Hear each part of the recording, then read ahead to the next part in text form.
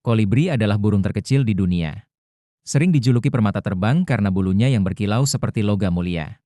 Hampir seluruhnya hidup di benua Amerika, mulai dari Alaska hingga ujung selatan Chili. Kolibri hidup dari nektar bunga sebagai sumber energi utama, dilengkapi lidah panjang yang bisa menjulur cepat. Ia juga memakan serangga kecil untuk mendapatkan protein. Karena pembakaran energinya sangat cepat, ia harus makan setiap 10-15 menit sepanjang hari.